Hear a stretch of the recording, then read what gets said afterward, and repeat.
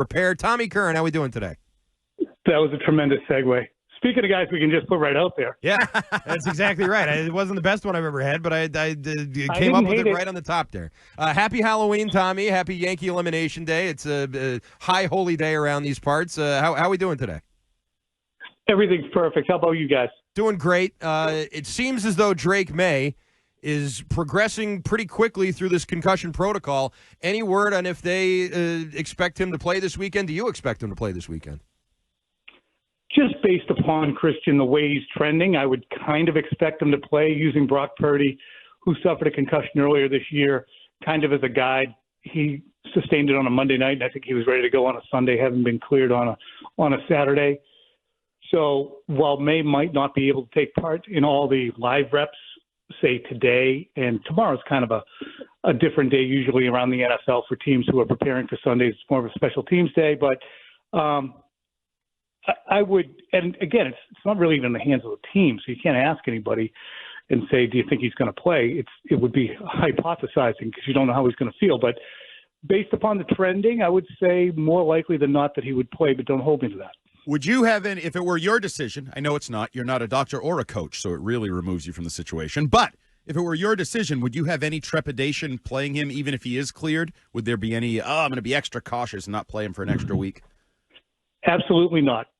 Put him out there. It's completely out of the hands, and the NFL has designed it that way, as they should, completely out of the hands of anybody who has any conflicts of interest. So when the player is cleared to play, you put him out there. If it was a half-torn groin and people are saying, well, the rest of it might tear, and we don't know what's going to happen if that happens, it might be 8 weeks, then I would hesitate. But if he's cleared through the concussion protocol, that's what it's there for, and I'd put him on the field. And honestly, to add on to that, I think the Patriots need to start being of a mind where they're less ambiguous about what their goals are for 2024. And if their goals, they need to start practicing that we are here to win football games. They talk a lot about foundation, and the foundational aspect of this team has to be laid towards being the best team on the field every Sunday that they can possibly be. So if I'm the Patriots and Drake Maye's cleared to play, I'm going to put my best quarterback out there. Well, if that's the case, and here's another good segue here for you, Tommy. If you're talking about what this season's going to be and winning games, the trade deadline is next week. This team has been pegged as a obvious seller by guys like Bill Barnwell and anybody else who's doing these trade deadline national stories here. Except for Jacina Anderson and Andy Hart sitting right next to me, who in the spin zone the other day said that the Patriots could very much be buyers here. And we were just going over some of the players that they may be targeting. Is that something you think is realistic? Do you think it's possible here that the Patriots, rather than just having a fire sale of all their veterans, start trying to acquire some young talent this way? Certainly anybody with time on their contract past this season. You don't want to get anybody who's a rental who expires at the end of the year who has a decision to make on whether or not they want to stick around for the New England rebuild. So I think that you would have to look at guys available who would have time left on their contract. And if I'm a Patriots coach or personnel person right now, I'm looking at players who I look at as being full buy-in guys who want to be here. Like, for instance, take an Adam Thielen. He's in Carolina. He went from Minnesota, which was a good team. He's in Carolina right now. He could be made available. Does Adam Thielen want to re-sign here next year? Does Adam Thielen want to be on a team like this after the age of 30 to, go through the entire rebuild? He just was going through a parallel universe in Carolina. So a player like that, I'd say probably not.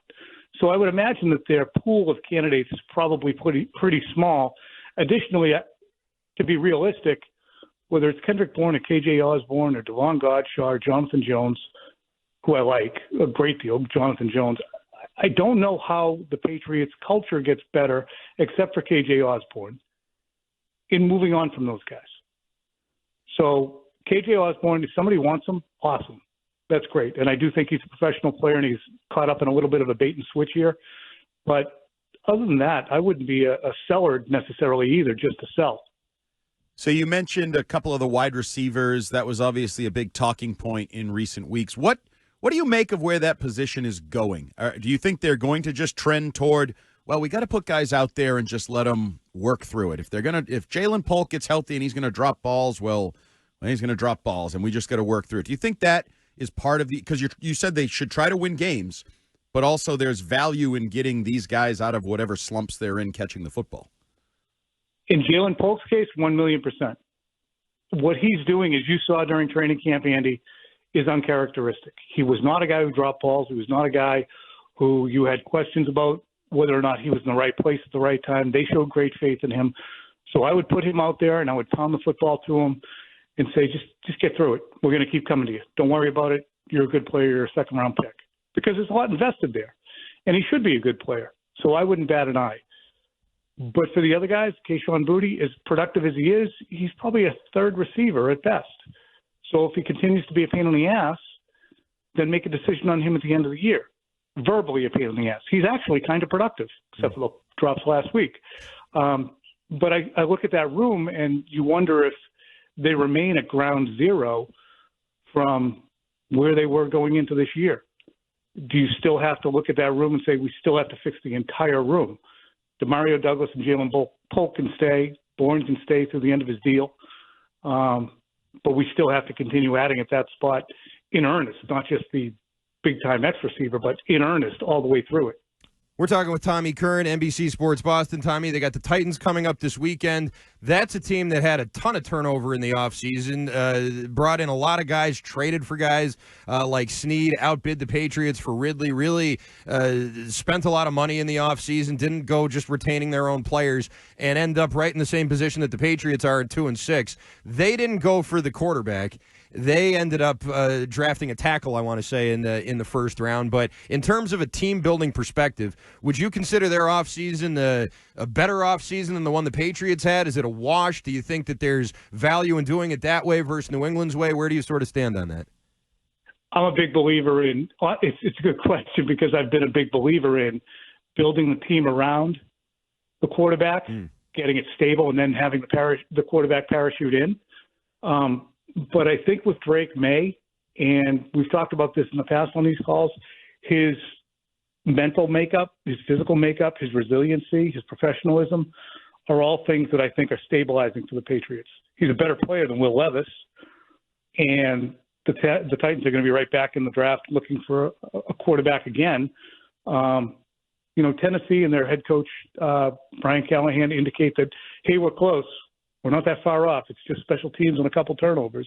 And maybe that's the case. Maybe they'll be on a faster track than the Patriots. But, I'm a huge fan, and I still believe that if the Patriots traded down, they probably could have gotten a J.J. McCarthy and a Joe Alt, or a Joe Alt and a, Keon Coleman or somebody like that, Xavier Legette, whoever. They didn't. But I think that in them not doing so, they still got a terrific fit at quarterback for the situation that they're in. Tom, you just mentioned it. Are you all in on Drake Maye? Because we actually had a discussion yesterday. Will Levis has been benched, Anthony Richardson, Bryce Young, and Bryce Young never had success. Richardson, a couple plays, Levis, a couple good throws, couple whatever. At some point, those teams might have felt good about their quarterback for a short period of time too. But are you just 2 games and a quarter in, kind of all in that the Patriots have their quarterback? I feel like I am. Just, again, and it has less to do with the on-field performance, which has been better than expected, and more to do with his flatline, stoic, resilient attitude, and the fact that he seems unaffected by the chaos going on around him. And I think it's chaotic right now. You don't know. I mean, is Alex Van Pelt going to be around next year? I mean, that would certainly seem to be in some doubt, given so far the output of the offense. Not huge doubt. I would presume he's going to be back. But if he's not, could maybe a guy who is resourceful enough and resilient enough to deal with that type of thing. Mac Jones went through 3 offensive coordinators in 3 years, and he get progressively worse. I think a guy like Maye is just a good guy to build around. I don't know if he's going to be, a 65% completion guy who can be, 2.5 to 1 TDs to interceptions and will always be productive and make good decisions. But I do think that they have the right quarterback for their situation. All right, now time for Tommy Curran's Flex of the Game, presented by FlexCar. Ditch the dealership and save thousands with FlexCar. Tommy Curran, what's the Flex of the Game this Sunday? The flex of the game is that the Detroit Lions, every time they play a football team, they take a chunk out of said team. And last week, the Titans went up against the Lions and they lost 52-14. And I believe the number is 2-8 over the last 10 games. The teams that have played the Lions in their succeeding game have lost 8 of the 10 times. And they've lost every single game this year. So if you're looking at a trend, anybody who plays the Lions gets a bite taken out of them, and they are going to be swimming upstream against the Patriots this weekend because of that. Tommy Curran, thanks for joining us. Appreciate it. We'll hear from you on Sunday, Football Sunday on WEEI, and we'll certainly hear you pre- and post-game on NBC Sports Boston. Thanks so much.